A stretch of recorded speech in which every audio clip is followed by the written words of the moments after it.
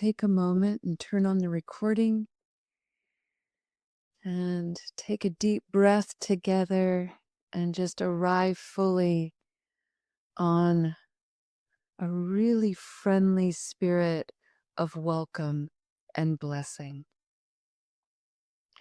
Friends, this is Recovery Dharma, and my name is Julia. I'm one of the facilitators of our beautiful, beautiful community. We are gathered here from all over the United States, all over the world even, to try to step onto this path, this way of rediscovering ourselves and gaining some insight and understanding to our relationship to habit energy. Habit energy, friends, can appear in many, many ways. In fact, it has many faces. The one we're familiar with is the use and misuse of alcohol and substances, but it can also be a negative relationship to food. Either we overindulge or underindulge. We could have a negative habit energy related to our money, to our relationships, to our work, exercise, even to our own mind. The Dharma, the teachings of the Buddha, as we gather in Sangha community, this adds radiance to these three jewels, simply naming them Buddha, Dharma, Sangha. This is an approach to understanding one's own mind and heart by exploring and studying ancient philosophical practices, physical practices, analytical practices. It's a way of opening and softening the mind and heart to a new way of looking at ourselves, accepting ourselves, and by extension, looking and seeing and accepting one another. Welcome, everyone. I'd like to invite you to take a deep breath with me, breathing in,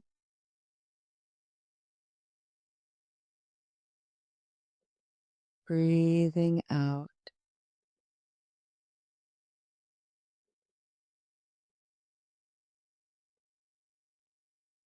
Breathing in,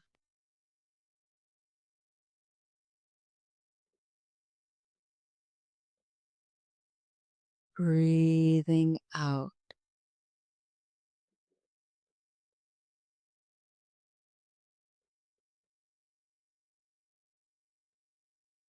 For the month of November, friends, in the Spokane Sangha, we have been exploring a really unique theme, and that is the 4 practices of generosity. There are many more, but there are 4 main ones in the Buddhist practice. And the first is the practice of confidence, to give confidence. And it's most often understood by how we give people basic needs. We make sure all of their needs are covered materially. So people have shelter, people have clothes, they have good food. But there's a spiritual component to giving confidence, which, by the way, is the word in Buddhism for faith. And what we explored today, or not today, this earlier in the month, was by our own presence, by our own actions, by our own wise speech, for instance, how can we give to another person confidence, a sense of faith in them, a belief in them? How can we give that to ourselves? To have confidence in a person's capacity to try something new, to falter even, and to resume the effort and find a way to offer somebody confidence, to make sure they have what they need to begin to explore, is an enormous gift of generosity. The second is the practice of giving protection. And to give protection is obvious. But from a spiritual point of view, to give protection means to encourage. So we have a fundamental and foundational belief in someone. I see the goodness in you. I see that seed of Buddha nature. I see that potentiality. The other person may not. I see it in me, but I may not fully realize that I have that Buddha nature in me. So, what can I do to encourage it? What can I do to water that seed, as Thich Nhat Hanh liked to say so often? How can I nurture myself? How can I nurture others and encourage others? In the journey of recovery, friends, this is so important, and particularly around the holidays where people feel nervous. We live in a nation that is pretty obsessed about overindulgence of food, of alcohol, of sugar. It's everywhere and it's highly normalized. And yet, when we do go over the top, it's also quick to be stigmatized. And so people often find themselves between a rock and a hard place. And so we have to practice. We have to step out of that habit energy and look deeply. Going into an environment where drinking is the norm, it's encouraged, we have to sit taller, stand stronger, and encourage something else. And this takes wise effort and wise action, wise intention and understanding, so many of the elements that we encounter on the Noble Eightfold Path. So let's talk about the third practice of generosity, which is to give happiness and joy. And let me tell you something so fun about that particular practice is it's wicked threatening to people. People are so uncomfortable around joy. It's the most curious thing. Ah. And nevertheless, when people are threatened by our joy, when people are skeptical and cynical, it's still important to offer it. So it's a good question is to ask oneself, what does it mean for me to be joyful? What does it mean for me to be happy? And the fourth and final practice of generosity is to give the Dharma. And maybe some of you are like, what, me? I don't know how to give the Dharma. I don't know enough about the Dharma. Who am I to do that? And I'm here to tell you that to give the Dharma is nothing more than to aspire to give the best of yourself, to give your presence, to give your smile, to give your honesty,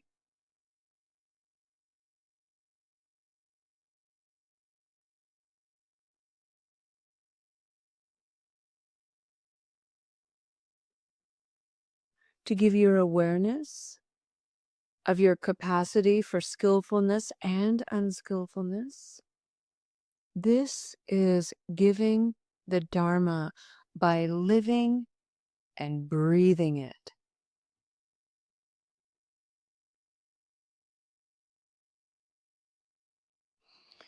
You don't have to give a lecture. You don't have to give a meditation. You can go into the holidays and say to someone, tell me how you really are. You can go into the holidays and tell someone, I have a habit energy and a negative relationship to alcohol, so I'm not partaking. And I know that when I partake using alcohol, I become unskillful. That has been in my past, and I'm learning new ways of coping. And so if you see me leave a situation to get a breath of fresh air, for instance, know that that's one of my new coping strategies, and it means that I'm doing really well. That's giving the Dharma.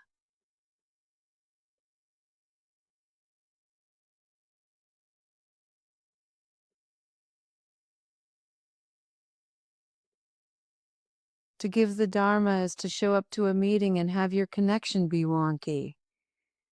And to be reassuring that we're okay, and you pick up and you just go on and you invite it to be perfect because that's the way it is and we're all okay. So let's take a moment in silence and breathe confidence, encouragement, joy, wisdom. These are the practices of generosity, and they are limited only by your imagination. These are limitless qualities that we can bring anywhere and everywhere, and they are available to us all the time. Breathing in confidence for myself and by extension for others. Breathing in encouragement for myself and by extension for others. Breathing in joy for myself and by extension for others. Breathing in wisdom for myself and by extension for others.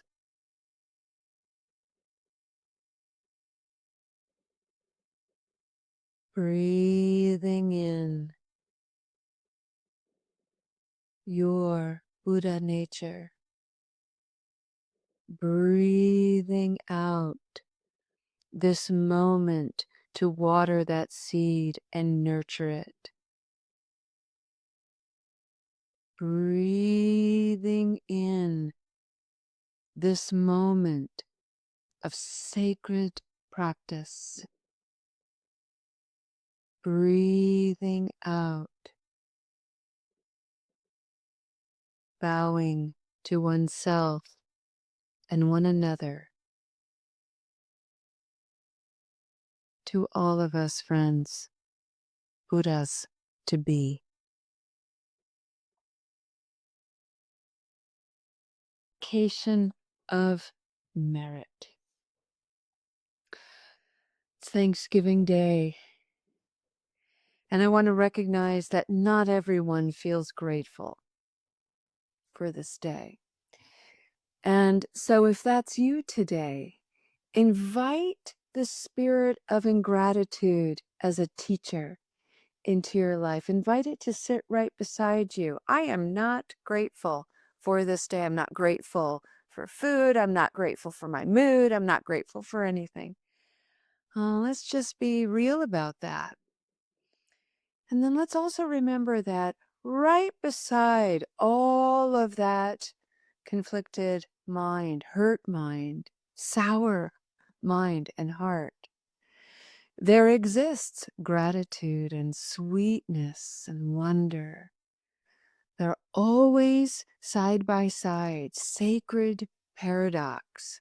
And so what we do enacting in our own bodies and in our own hands is, on the one hand, is all the feelings associated with ingratitude, all the feelings associated with gratitude, and with the energy of equanimity, loving kindness, compassion, and joy. We bring our hands together and we plant them at the level of the heart. And we chant one time a chant to the three jewels of Buddhism. This is a very simple chant. We say Namo Buddhaya, Namo Dharma ya, Namo Sangha ya. Breathing in, breathing out. Breathing in, we'll chant Namo Buddhaya. Namo Dharmaya. Namo Sangaya. May your practice strengthen you, encourage you, fill you up with confidence and faith. May you recognize the small wonders of your life and your being, and may this manifest on your face as a smile, radiating joy. May you bring this packaged in the presence of you, a wise being, and may you share this in whatever way feels right and sacred to you. Thank you for your practice today. I hope you have a beautiful day. We'll see you tomorrow, maybe, or maybe another time. Be safe, friends. Namaste.